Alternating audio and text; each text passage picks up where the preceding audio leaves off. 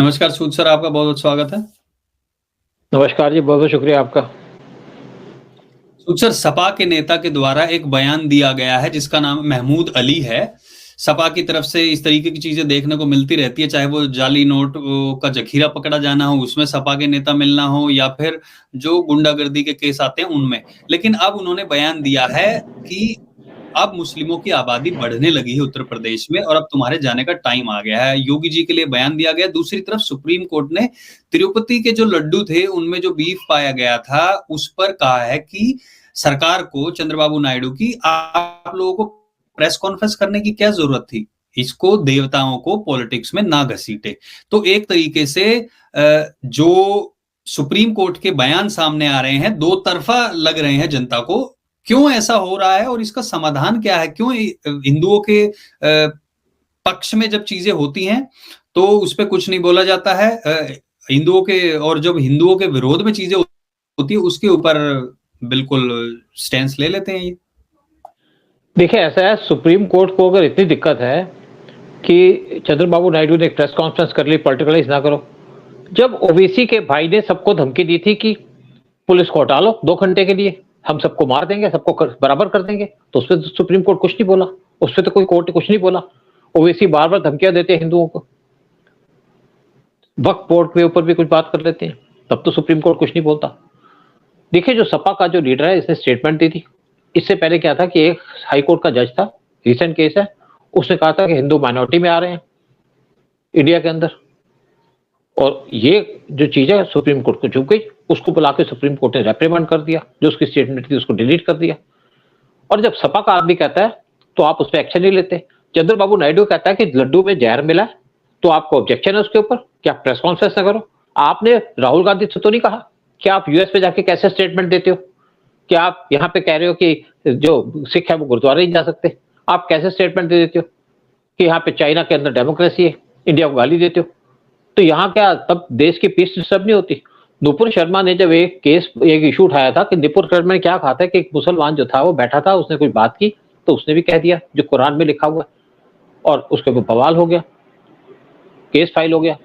Supreme court चले गए तो सुप्रीम कोर्ट को इन्होंने कोई उसको सुनने से मना कर दिया उसके केस को, क्योंकि वहां पे कॉमनिस्ट बैठे हैं, कॉमनिस्ट जजेस हैं, वकील है वहां पे, जो खड़े हो गए। और जब यहाँ पे लोगों ने प्रोटेस्ट किया तब आपने नुपुर शर्मा का केस सुना। ये दोहरापन जो आपके हमारी अदालतों का है या कुछ जजेस का है, ये टॉलरेट कब तक किया जाएगा?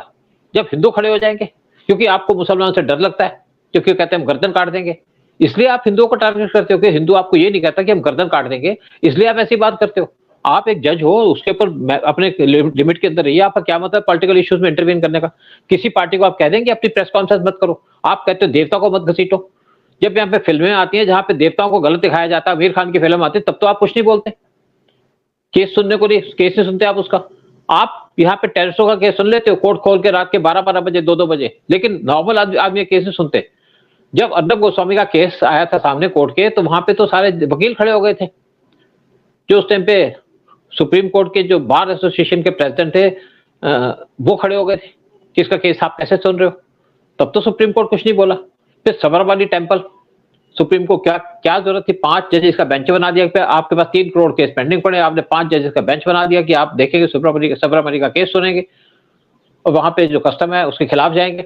वहां पे हर एक टेम्पल के अंदर कस्टम है, जैसे किसी औरत को परमिटेड नहीं है कि जब उसके माहवारी के दिन हो तो मंदिर में जाए। पहले तो लोग किचन में भी नहीं जाते थे उसको, लेकिन आज के दिन में लोग लिबरल हो गए हैं, तो वो है कि मंदिर में पूजा मत करो, तो औरत भी नहीं जाती कि उस टाइम पे इम्प्योरिटी की बात होती है। तो क्या सुप्रीम कोर्ट भी इसके ऊपर कोई डायरेक्टिव देगा कि आपको जाना पड़ेगा, आप जा सकते हो? एक कस्टम बने हुए हैं हमारे कंट्री के अंदर, कोई आपसे तो पूछने नहीं आया ना। और सबरमती टेम्पल में कौन घुसने के चक्कर में था? केस किसने किया? कुछ कम्युनिस्ट और कुछ मुसलमान जो हिंदू धर्म को मानते ही नहीं है।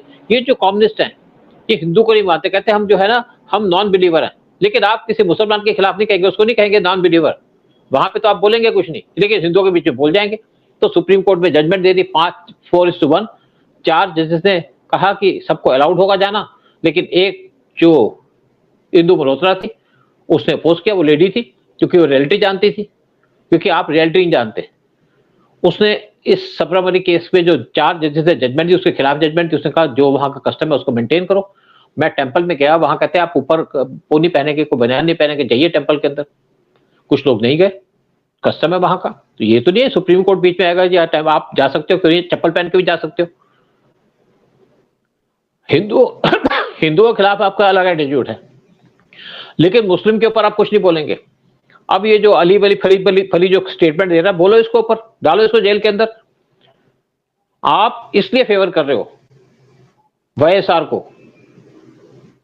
क्योंकि वो क्रिश्चियन है और वो हिंदुओं की वहां पे मन हारना करता था, अपमान करता था हिंदुओं का।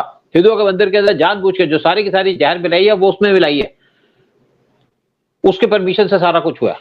और आपको इसलिए प्रॉब्लम है कि वो एक क्रिश्चियन है, इसलिए आप उसको सपोर्ट करते हो।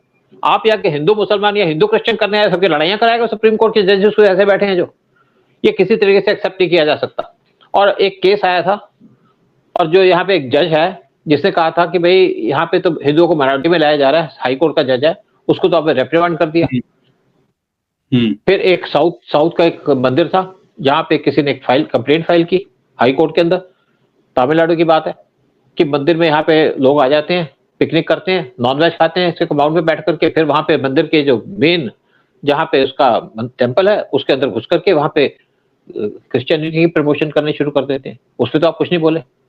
जो वाईएसआर की कांग्रेस थी, इसने तो बहुत से मंदिरों पे कंट्रोल कर लिया, मंदिर पे कंट्रोल करके ऊपर लगा दिया अपना क्रिश्चियनिटी का क्रॉस, तब तो आप कुछ नहीं बोले। जो देश के अंदर लाखों मंदिर जिन पे लोगों ने अपनी मस्जिद बनाई है, उस पर तो आप कुछ नहीं बोलते। लेकिन यहाँ पे एक हिंदू को चैलेंज कर जाते हैं, किसी सीएम को टारगेट करते हैं। क्यों टारगेट करते हैं, क्या मतलब आपका? एक डेमोक्रेटिक इलेक्टेड वहां पे सीएम बना हुआ। ममता बनर्जी को तो आपने कुछ नहीं कहा, ममता बनर्जी इतना कुछ करती है अपने स्टेट के अंदर। सिर्फ आरजी कर का केस जो आया वहां पे हॉस्पिटल का, तब सुप्रीम कोर्ट ने जरूर कुछ एडवाइस दी, अपने कुछ वो बात की। नॉर्मली तो आप कुछ नहीं कहते, वो तो रोज हिंदुओं की इंसल्ट करती है। एक मुसलमान के ऊपर केस आ जाए, जब यहाँ पे कावड़ यात्रा निकल रही थी तो योगी ने एक ऑर्डर निकाला कि कावड़ यात्रा के अंदर हर एक को अपना नाम लिखना चाहिए सामने, हर एक को पता हो, क्योंकि तो एक रिलीजियस चीज है, लोग कहाँ पे मुसलमान के पास नहीं खाना पसंद करेंगे, हो सकता है पंडित के पास खाना पसंद करें, तो किसी के नाम लिखने में सुप्रीम कोर्ट को क्या प्रॉब्लम थी? सुप्रीम कोर्ट कहता नहीं लिखा जाएगा, इससे तो यहाँ पे कम्युनल हार्मोनी खराब हो जाएगी। लेकिन जब कोई पेशाब मिलाता है जूस के अंदर, तब तो आप कुछ नहीं कहते कि गंदा चीज पिला रहे हो। फिर जब कोई थूक लगा के रोटी बनाता है, तब भी आप कुछ नहीं कहते, क्योंकि सारे काम कौन कर रहा है? मुसलमान कर रहे हैं। तो योगी ने अब क्या किया, कुछ जब वीडियो सामने आया कि किसी ने थूक लगा दिया, किसी ने पेशाब कर दिया, एक तो योगी ने उनको जेल में डाल दिया। फिर योगी ने एक ऑर्डर निकाल दिया अपने स्टेट के अंदर कि हर एक को अपना नाम लिखना पड़ेगा, हिंदू है कि मुसलमान कोई मतलब नहीं है, नाम लिखना पड़ेगा। साथ में कौन कौन वर्कर्स है उनका नाम लिखना पड़ेगा, रिलीजन लिखना पड़ेगा। साथ में जितने भी लोग हैं उनको अपने हाथ में ग्लव्स पहनने पड़ेंगे, टोपी लगानी पड़ेगी। और उसने सुप्रीम कोर्ट को डायरेक्टली चैलेंज भी कर दिया कि तुम्हारा जो ऑर्डर था वो गलत था। सुप्रीम कोर्ट हमेशा ठीक नहीं हो सकता, आपकी थिंकिंग हो सकती है, आपका एक ओपिनियन हो सकता है, लेकिन ऐसे केसों में सुप्रीम कोर्ट का बीच में आना ही मना है। तो डालिए राहुल गांधी को जेल के अंदर, डालिए ओवैसी को जेल के अंदर। ओवैसी का भाई जिसने यहाँ पे हार्मोनी खराब करने की कोशिश की थी, वहां कहा था काट देंगे, 2 घंटे का टाइम दे दो। तो ऐसे लोगों को तो जिंदगी भर जेल में रहना चाहिए सूद सर, ऐसे लोगों को कुछ नहीं कहता सुप्रीम कोर्ट। नहीं, वही है ना। नहीं तो बेसिकली अगर तुम्हें काटने का इतना शौक है तो चले जाओ पाकिस्तान, आ जाओ उनकी आर्मी के साथ लड़ने के लिए। हमने 93,000 पाकिस्तान के सोल्जर्स को बंदी बना लिया था 1971 में। और ये हिंदू जो है एक्चुअली हमारे कल्चर में लिखा नहीं है, हमारे सिस्टम में नहीं लिखा कि हम मारपीट करें। हम सिर्फ कहते हैं कि राम भक्त हैं, राम राज्य होना चाहिए, सबको बराबर पोजीशन मिलनी चाहिए, उसी भी बात करते हैं हम। ये तो नहीं कहते उस टाइम पे कि तुम्हारे से बाइफर्केशन करेंगे, तुम्हारा सिर काट देंगे, जैसे जितने मुसलमान सिर काट देंगे उनका। तो सुप्रीम कोर्ट को भी सोच समझ के बात करनी चाहिए। अब सुप्रीम कोर्ट ने कहा जी ये क्रिमिनल्स हैं, उनके घर में बुलडोजर नहीं चलना चाहिए, तो ये लोगों को मार रहे हैं यहाँ पे, ये पीसफुल तरीके से रह नहीं सकते, बुलडोजर चल गया, तुम्हें क्या प्रॉब्लम आ रही है? लेकिन क्या है कि जब मुसलमान को दुख होता है तो इनको दुख होता है, इनकी नस दब जाती है कोई। जब हिंदू को प्रॉब्लम होती है तो कुछ नहीं होता, लव जिहाद चलता है तो इनको कोई दिक्कत नहीं है, क्योंकि हिंदू को उठा के ले गए, हिंदू लड़की को उठा के ले गए। जब हिंदू लड़की का रेप होता है तो कोई इशू नहीं होता, जब अगर मुस्लिम लड़की के साथ कुछ हो जाएगा तो शोर मचा देंगे। अब सुप्रीम कोर्ट को यह भी चाहिए कि इजराइल ने जिस तरीके से हमास के लोगों को मारा है, तो वहां भी कोई स्टेटमेंट दे दो अपनी, क्योंकि तुम्हें तो पंगा लेने के आया था सब जगह के अंदर।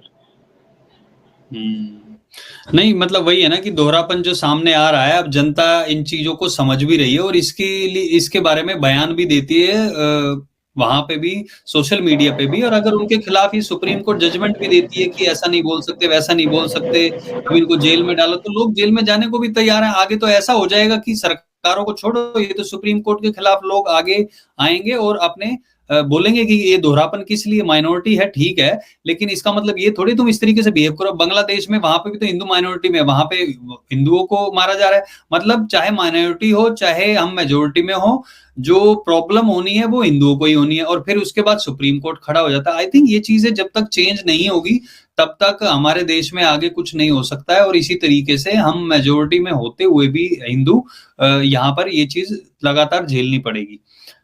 बट देखते हैं कि आगे क्या होता है। सुप्रीम कोर्ट को अपना इसके ऊपर स्टैंड चेंज करना पड़ेगा, या कुछ ना कुछ सरकार भी इस तरीके के कानून लेके आए जिससे कि ये जो ऐसे शब्द बोले जाते हैं, ऐसे भड़काया जाता है, इनके ऊपर कार्रवाई हो सके। बट बहुत बहुत धन्यवाद सूद सर, सारी जानकारी लोगों के साथ शेयर करने के लिए। सबसे निवेदन है वीडियो शेयर करें। जय हिंद, जय भारत।